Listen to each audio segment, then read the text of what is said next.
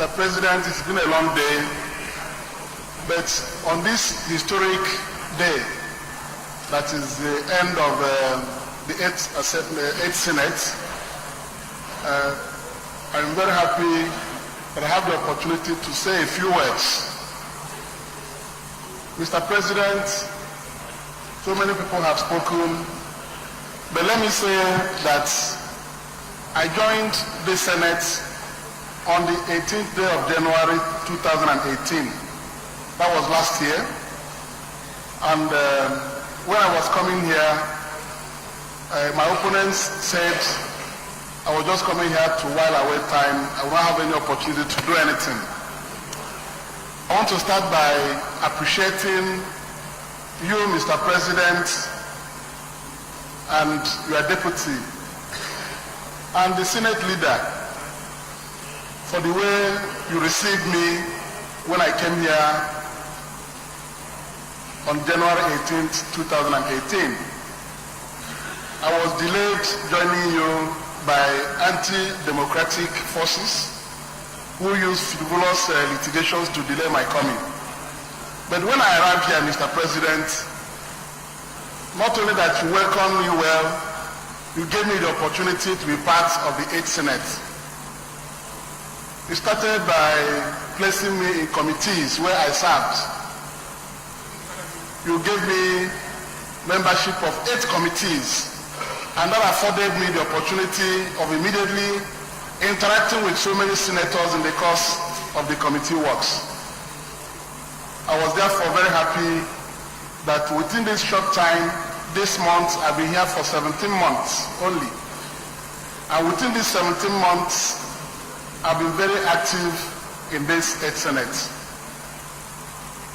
I must thank the chairman of Business and Rules, Senator Garbai, for the opportunity he gave me, because within these 17 months, I was able to sponsor 2 bills and move some motions, sponsor some motions.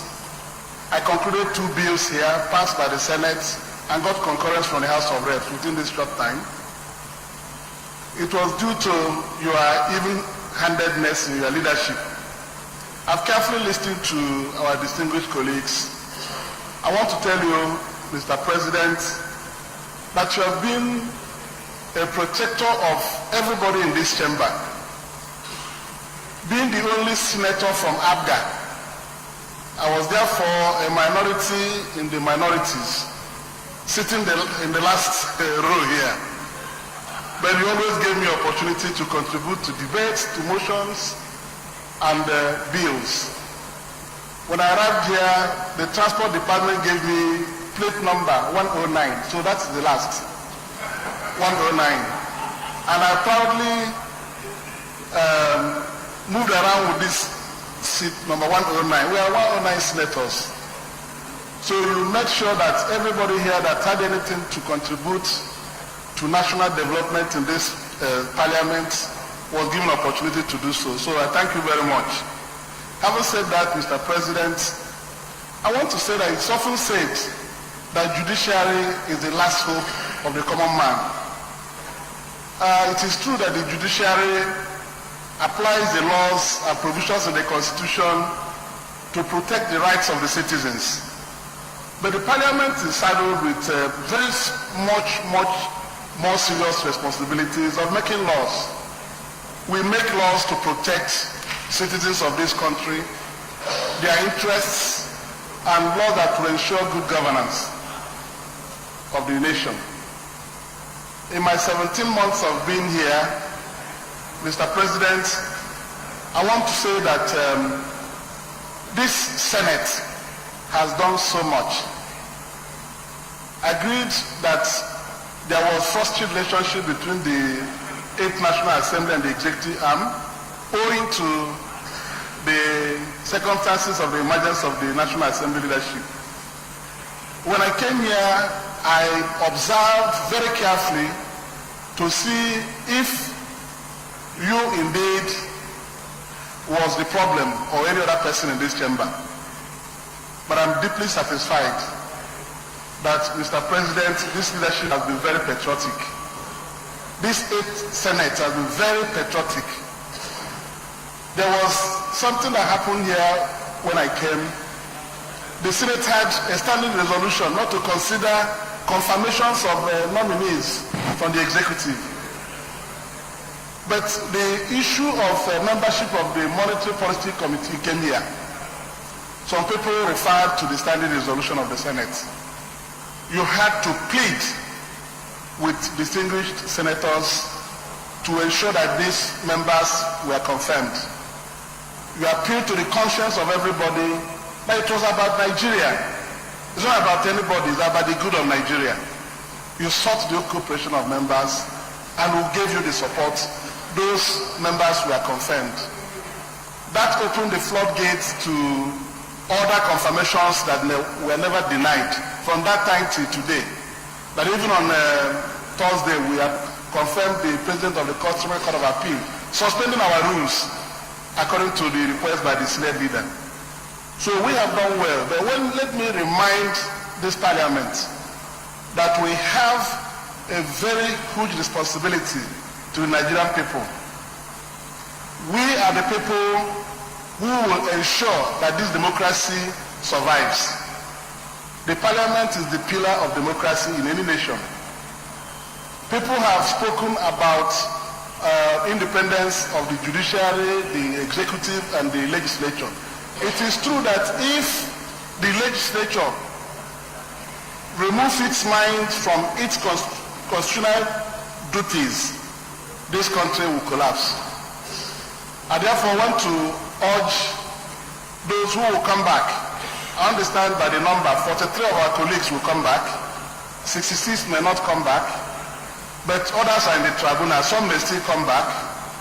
But however it finishes, Mr. President, I want to remind us that Nigerians have a lot of expectations from the Parliament. This motto here, unity and faith, peace and progress, that faith is faith in the Nigerian nation. Unity and peace. If we don't have unity and peace, there will be no progress. So I want to remind those who are part of the 9th Senate, that the only thing that will preserve this country, the unity of this country, is our ability to ensure that nobody and no place is left behind in this country, in the way we run Nigeria. Very soon, nominations will come for confirmation to the 9th Senate. We must ensure that the federal character principle enshrined in the Constitution of the Federal Republic of Nigeria is respected.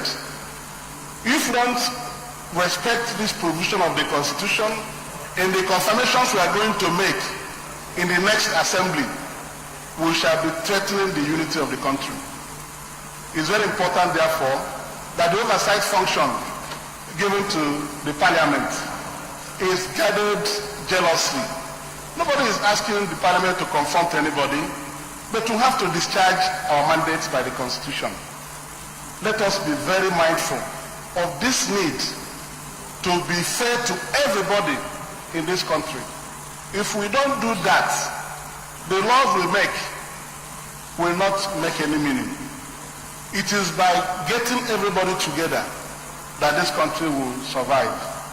So I therefore appeal that those of our colleagues who will come back, the senior leader is coming back, and many other people, DSP, on our behalf, please ensure that we put every part of Nigeria in consideration in all the things we will do. And thank you for the friendship I have built in this Senate. Everybody I've interacted with here, I hold very dearly. Very, very dearly. And therefore, as we bow out today, I was thinking that I will not be able to talk. But I thank God that today I'm living with full satisfaction that I've put my voice in a number of national issues, particularly the spate of killings that ravaged this country last year. These are the very important things we have to address as we move on as a nation. Spilling of blood of any Nigerian citizen is something that must be abhorred, and everything must be done to prevent waste of life and spilling of blood. So as I leave my colleagues, hoping that if I'm lucky, I may come back. The judiciary has been bold enough. They spoke in Zamfara to underscore the need to follow the laws of this land, to obey the rules. If we don't obey the rules and follow the laws of Nigeria, we will be wasting our time. The judiciary has done that, swept away 35 people with certificates of return to underscore the fact that there's no alternative to obedience to the rules and the laws of this country. The parliament can follow suit. The Constitution of Nigeria has been appointed to be an imperfect document. This parliament cannot shy away. This parliament cannot shy away from the imperfections in our Constitution. I know that there are people who are enjoying the imperfections, but patriotic call of duty requires the parliament to continuously look at that Constitution and do things that will promote unity of Nigeria. On this note, Mr. President, I thank you and I love you for what you have done for Nigeria, including the leadership here, the Senate leader, even the minority leader that throws jokes at me. I love all of you, I will miss all of you, and as we go, we'll continue to meet either back here or outside here. May God bless Nigeria. Thank you very much. Senator Umeh.